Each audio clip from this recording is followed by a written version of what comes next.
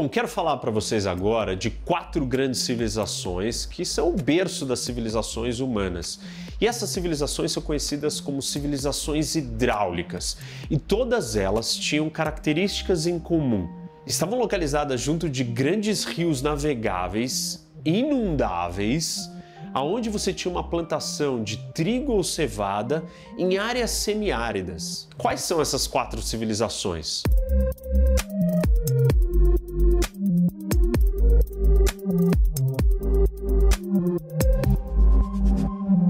Primeiro, Nilo, Egito, depois Mesopotâmia, Tigre e Eufrates, depois Vale do Indo, na Índia, e Amarelo e Yangtze, na China. Todas essas 4 civilizações hidráulicas, elas possuíam características político-econômicas muito similares.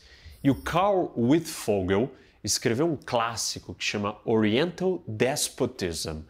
E ele associa a relação dessas sociedades, e ele é que cunha e traz o termo sociedades hidráulicas, dizendo que essas grandes obras, a gestão da água, dos rios, irrigação, etc., construíram regras ou estruturas societárias hierárquicas, autoritárias, de trabalho massificado, de mão de obra de massa, para você poder gerir e manusear a água. Obviamente que eu não vou falar de todos esses elementos da água, da irrigação, enfim, toda a gestão da água em si, isso é uma outra aula geopolítica da água, mas eu vou focar numa dessas questões que tem a ver com essas 4 civilizações hidráulicas, que são os canais. Todas essas 4 sociedades, elas eram hierárquicas, centralizadas, autoritárias, governadas por déspotas hereditários que controlavam tudo do lado de uma elite de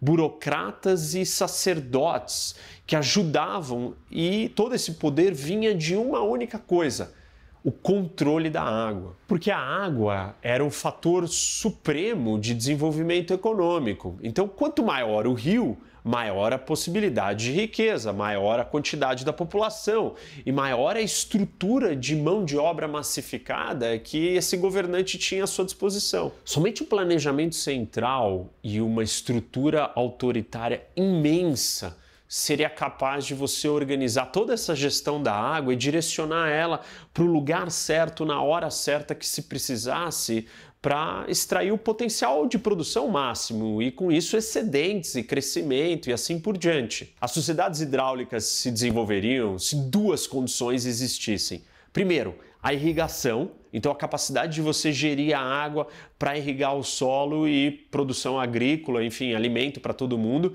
E a segunda, a navegação dos rios, a construção de canais e o uso desses rios para o transporte. Então vou começar falando de uma dessas civilizações hidráulicas, e a primeira delas é o Egito. E o Egito é o protótipo de uma sociedade hidráulica com todas as características, e toda a sua história ela se remonta ou ela se desenvolve ao redor do Nilo, do seu grande rio. Ou seja, dominar o Nilo é dominar o Egito. E quem sempre conseguiu dominar esse rio, conseguiu determinar o futuro ou guiar o país para onde queria. A artéria do Nilo, com seus vales e o seu delta e a previsibilidade das enchentes e também a barreira que o deserto tinha aqui, protegia, fez da civilização egípcia uma das mais ordenadas, rigidamente hierárquica, isoladas, imutáveis e duradouras da história. Lembra que eu falei para vocês que as sociedades hidráulicas elas precisam de 2 peças para funcionar ou para dar poder para o governante? A primeira é a irrigação e a segunda que nos interessa são os canais. Nesse caso, são os meios de transporte. E a artéria do Nilo permitia que o faraó pudesse determinar que alimentos chegavam aonde, a navegação dentro do país, para onde que as pessoas podiam ir ou não. Isso dava uma forma de governo efetiva para ele, com uma concentração de poder. Graças a essas hidrovias, barcas cheias de grãos, jarras de óleo e vários outros produtos podiam navegar e chegar em cidades portuárias como Mênfis e outras aqui mais ao sul do Egito. Isso permitia, então, um governo contínuo numa área inteira, porque você tinha meios de acessar esses locais. O primeiro registro de um canal no Egito foi de 2300 a 2100 a.C. e o faraó Pepi mandou expedições ao longo do Nilo para começar a construir esse canal. Mas foi o faraó Necau que construiu o primeiro canal de Suez. E ele não seguia a mesma rota que o canal de Suez que a gente conhece hoje do século XIX, que foi construído no século XIX. Mas ele conectava o Mar Vermelho a um afluente do Nilo. O canal da época permitiu unificar as frotas do Mar Vermelho com a do Mediterrâneo. De acordo com Heródoto, morreram mais de 120 mil egípcios na construção do canal e no final o faraó acabou encerrando o canal porque o oráculo alertou que o canal seria usado pelos seus inimigos, então ele decidiu fechar. O canal acabou sendo finalizado um bom tempo depois com a conquista do rei persa Dário, por volta de 521 a.C. A dinastia ptolemaica, que assumiu o poder depois de Alexandre o Grande, aceleraram as escavações e construção do canal no século III a.C. O canal foi revitalizado novamente no século II d.C. pelos romanos, o imperador Trajano, e foi soterrado depois pelos bizantinos. Os governantes muçulmanos, muito tempo depois, no século XVI, reabriram o canal e essas conversas se iniciaram com o Império de Veneza, tentando construir ou achar uma nova rota para a Ásia. Resumindo, do ponto de vista geopolítico, quem controla o Nilo, controla o Egito. Bom, vamos falar da nossa segunda civilização hidráulica, Mesopotâmia. E tinha uma realidade muito mais complexa e diversa do que o Nilo. Se o Egito era tudo o que é, ou é tudo o que é, graças ao Nilo, já a Mesopotâmia não, ela precisou trabalhar muito mais com o Tigres e com o Eufrates para, enfim, criar algo artificial, mas não deixa de ser uma sociedade hidráulica modelo, mas teve muita engenharia de controle e gestão da água para que isso acontecesse. Na Suméria se origina a Revolução Urbana, ou seja, da onde nasce a expansão do poder das cidades para o mundo. As cidades comandavam o comércio, os mercados, as artes, as trocas de ideia, informação, riqueza, excedente. Tudo nasceu nas cidades. E obviamente que as grandes cidades da história, elas estavam integradas com a água, elas estavam localizadas em rios, costas, oásis, enfim, com acesso à água e a meios de transporte de água. O historiador de cidades Lewis Mumford, ele observa que o primeiro meio de transporte de massa foi a hidrovia. E sem ele, as cidades não podiam continuar crescendo em tamanho e escopo de produtividade e todo o resto. Para as antigas cidades da Suméria, a hidrovia era uma linha de sobrevivência econômica vital que trazia matérias-primas e recursos naturais como cobre e estanho para você fazer bronze e outros materiais necessários. Depois de 1776 a.C., Hammurabi também usou a água como uma ferramenta de poder militar e político. Para conquistar a lealdade e reavivar o antigo coração da Suméria que ele tinha acabado de conquistar, ele construiu um grande canal para conectar as maiores cidades-estados. E até mesmo no Código de Hammurabi, que é o primeiro código de justiça do mundo, com 282 leis que determinavam as condições de convivência, as regras daquela sociedade. E muitas dessas leis, elas estavam focadas em administração de barragens, canais e qualquer coisa que fosse feita errada, você ia ter punições em cima disso. Bom, vocês viram então que os canais tinham um papel essencial nas cidades-estados da Suméria e da Mesopotâmia. Vamos falar da nossa terceira civilização hidráulica e a civilização do Vale do Indo, na Índia. E aqui se desenvolveram civilizações agrárias avançadas dentro dos mesmos moldes de gestão e uso e domínio da água. Só que até 1920, grande parte dessas civilizações, ou da história dessas civilizações, estava perdida, a gente não sabia. E os britânicos, por um acaso, sem querer, escavando numa construção de uma ferrovia na época colonial, descobriram uma cidade gigantesca de 30 a 50 mil habitantes. A cidade de Mohenjo-Daro, uma cidade enorme, imensa, no mesmo molde e padrão que qualquer cidade da Mesopotâmia. Escavações posteriormente descobriram uma segunda cidade praticamente idêntica, gigante, planejada, Harappa, na região de Punjab, e ela era uma cidade conectada ao mar por um canal com 2 quilômetros de extensão. O que a gente sabe de canais da civilização hindu era isso, mas vamos falar então da quarta e última civilização hidráulica. Última, mas não menos importante, ao contrário, os chineses desenvolveram técnicas muito inovadoras e revolucionárias sobre a questão da água.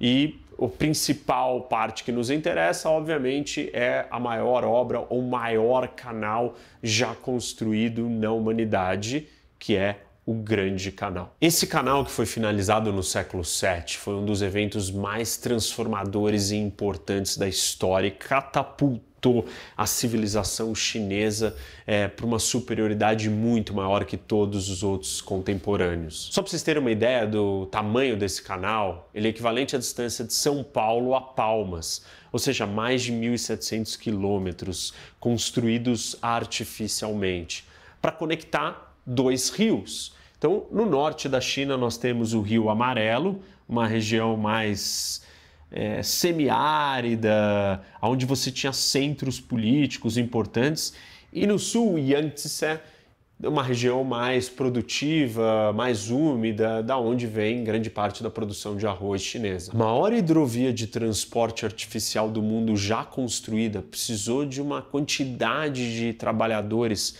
maior do que foi necessário para construir a muralha da China. Isso foi feito com pedras, pás na mão dessas pessoas. As águas do canal receberam embarcações comerciais de todos os tamanhos e formatos, movidas a vela, remo ou rodas de pá. O sistema do Grande Canal, ele representa uma conquista impressionante de engenharia hidráulica durante a China Imperial.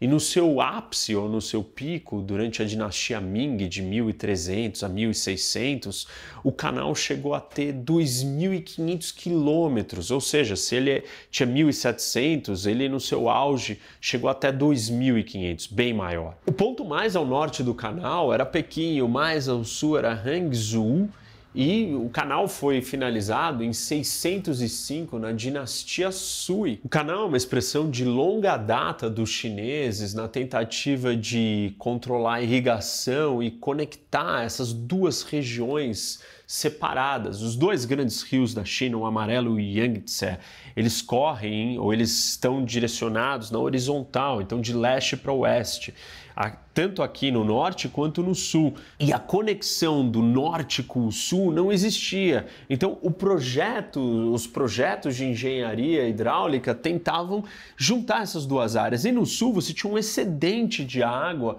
eram terras mais produtivas, e no norte faltava água. Então aqui inundava e causava várias enchentes e problemas, inclusive devastadores, destruidores para a China. Enquanto no norte você não podia atingir o seu potencial máximo produtivo porque você não tinha água. Então o projeto do canal, ele consegue otimizar, resolver os problemas do sul e os problemas do norte, além de conectar essa falha hidrológica, esse gargalo que existia no meio do país. E com isso você vai unificar 2 regiões enormes, que são o berço da civilização chinesa e da onde elas se desenvolveram à parte. A construção do canal permitiu que você integrasse todo esse território, todas essas 2 áreas produtivas para criar uma única unidade política e, obviamente, econômica. Gerenciar esse desequilíbrio de terra e água entre o norte e o sul sempre foi um desafio de todos os governantes na época imperial da China.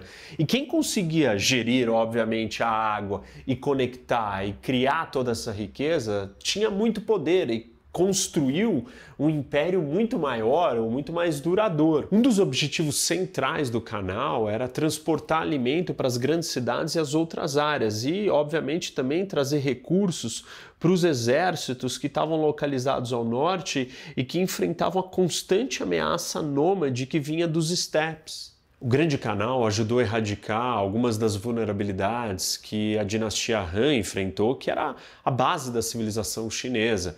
Porque você só tinha uma base territorial pequena, concentrada, e uma vez que você construiu o Grande Canal, o tamanho, o que era realmente a China e podia ser unificado, se tornou uma base territorial muito melhor e maior. Durante a dinastia Sung, de 960 a 1200, foi lançado o primeiro jornal do mundo, e isso só foi possível graças ao meio de transporte e à navegação do Grande Canal para distribuir esse que era um folhetim do governo. No seu pico durante o século XVI, por volta de 400 mil toneladas de grão navegavam por ano no canal. O canal se tornou algo tão importante que por volta de 1415 o governo proibiu o transporte de grãos pelo mar, ou seja, para incentivar o uso do canal. Claro que isso vai ter um efeito geopolítico muito adverso na China, faz com que os chineses não se preocupem em ter uma marinha ou serem uma potência marítima, uma vez que a navegação deles é interna dentro do seu canal. Isso também vai explicar um pouco do fechamento, de como que a China não é uma potência marítima, ou agora sim está tentando ser, mas durante muito tempo se fechou. O canal produziu tanta riqueza e unificação, mas também isolou a civilização chinesa, do mesmo jeito que eu falei para vocês que isolou a civilização egípcia e Mesopotâmia e assim por diante.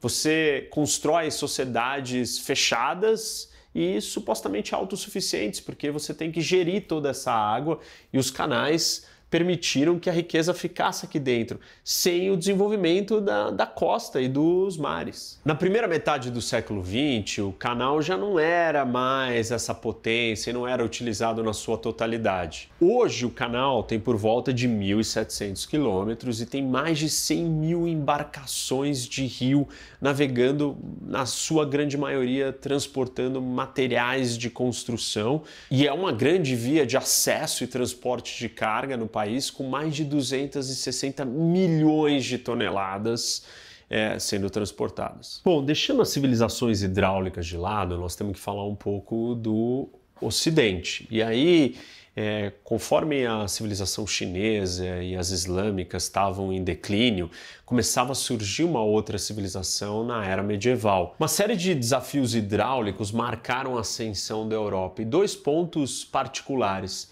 Primeiro é a navegação oceânica e depois o uso da água na indústria, com os motores a vapor e outras coisas. A rede de comércio fluvial europeia, ela era menor que a rede oceânica, mas ainda assim ela era muito importante porque permitiu o barateamento e a integração do comércio entre várias regiões aqui da Europa. As cidades europeias construíram canais de navegação e isso ajudou muito no seu desenvolvimento. Para falar de um primeiro exemplo de Império Europeu, não podemos deixar de citar o Império Romano. E aí, o Império Romano dominou desde o Atlântico até o Oriente Médio, o Mediterrâneo, o norte da África.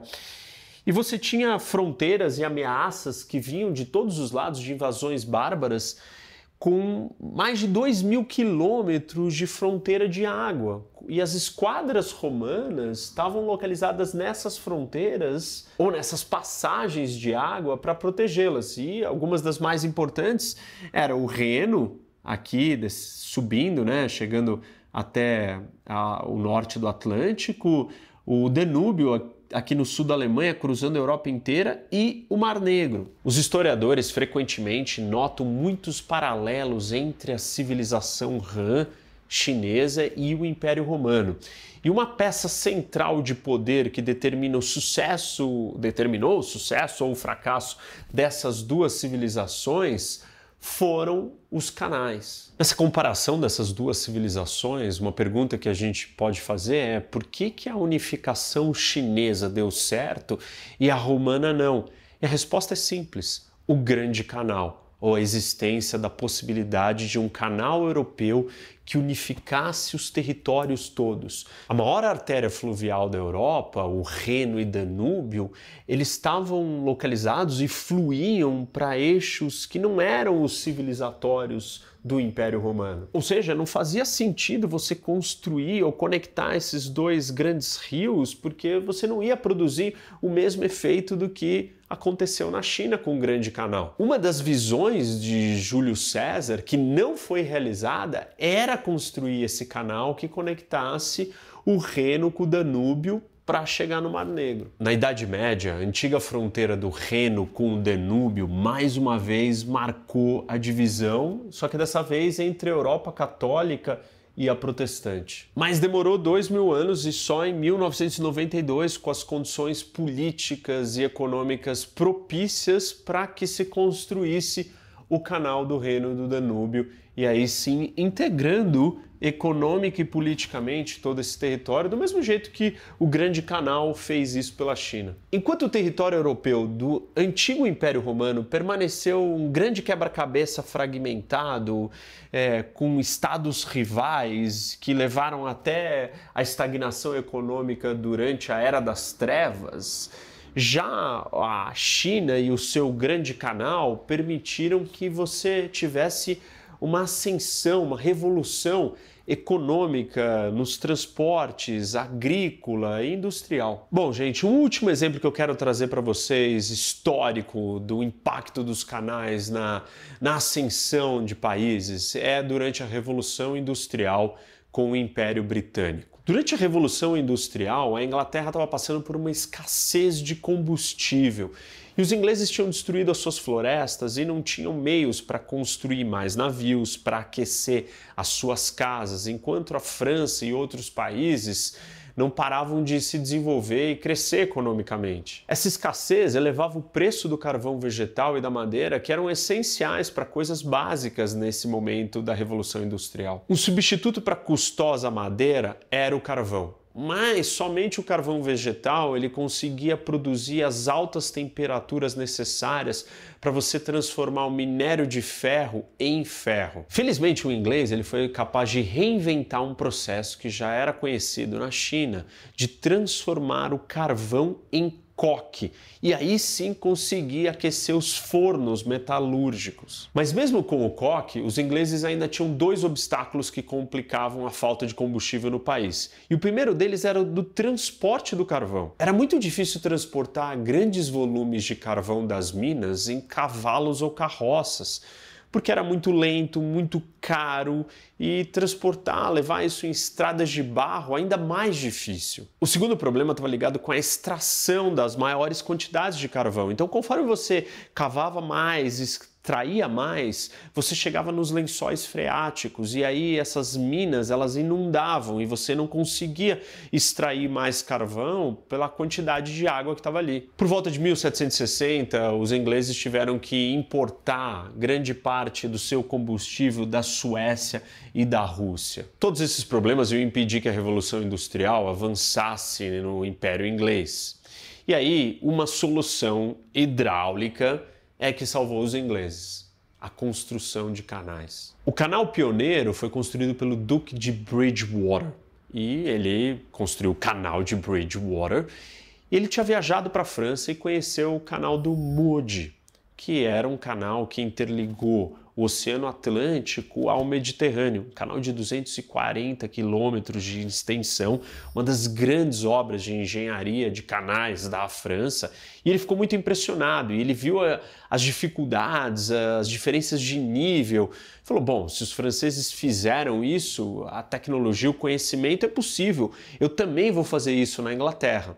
E voltou com essa ideia decidido que ele iria construir o canal de Bridgewater. Só para vocês terem uma ideia, esse canal do Meade, ele era uma maravilha de engenharia que o Voltaire exaltou como algo inacreditável, que lidou com diferenças de altura, de níveis de mais de 180 metros, e ele tinha mais de 103 eclusas. O duque inglês, então, foi bem sucedido e conseguiu construir o canal. E aí ele abriu a porta para uma frenética construção de canais no Reino Unido. Isso transformou a navegação dentro do país, o transporte, o custo econômico de você levar mercadoria e conseguir trazer as matérias-primas necessárias como combustível para todos os lados. O mesmo duque, depois da construção do Bridgewater, ele financiou um outro canal de Manchester para Liverpool, e aí surgiram um outro canal que conectou o rio Trent e o Mersey, que cortou a Inglaterra desde o Mar do Norte, ou ligando o Mar do Norte com o Mar da Irlanda. O resultado total dessa expansão de canais fez a Inglaterra passar de 1.600 quilômetros para 4.800 quilômetros de canais. Pra vocês terem uma ideia, o sucesso da obra fez com que o carvão chegasse a Manchester e outros lugares com preços ainda mais baixos do que ele imaginava inicialmente, e fez dele um dos homens mais ricos da Inglaterra. Foi essa fórmula da construção dos canais que permitiu com que os ingleses extraíssem o máximo da Revolução Industrial e que depois acabou sendo replicada nos Estados Unidos com a construção do canal Erie, que eu comentei com vocês no começo da aula, com mais de 500 quilômetros de extensão. Mas foi o mesmo modelo que eles levaram para dentro dos Estados Unidos e que ajudou no desenvolvimento americano. Bom, gente, como vocês podem ver, ao longo da história, a gente pode até contar a história sobre o ponto de vista dos canais. Eu tentei fazer um pouco isso aqui, olhar para grandes civilizações e mostrar para vocês a importância que os canais tiveram. Na próxima aula eu quero falar de um canal específico, um dos maiores canais do mundo, mas um canal interoceânico, que é o Canal de Suez. E aí sim, nós vamos entender a transformação da geopolítica, não só dentro de uma civilização específica ou da construção de uma nação, mas da mudança do mundo, da geopolítica do mundo, da geografia da economia e da geografia política, obviamente da geopolítica. Não esqueçam de dar like nesse vídeo, seguir o canal, ativar o sininho para receber notificação quando chega um vídeo novo. Nós estamos postando vídeos todos os dias, são cortes de aulas maiores, mais curtas, são ideias que às vezes você está assistindo uma aula de 40 minutos, meia hora, você esquece de uma coisa que eu falei no começo e ela é super importante, mais fácil de compartilhar também. Então, compartilhem com seus amigos e venham debater com o professor Roque.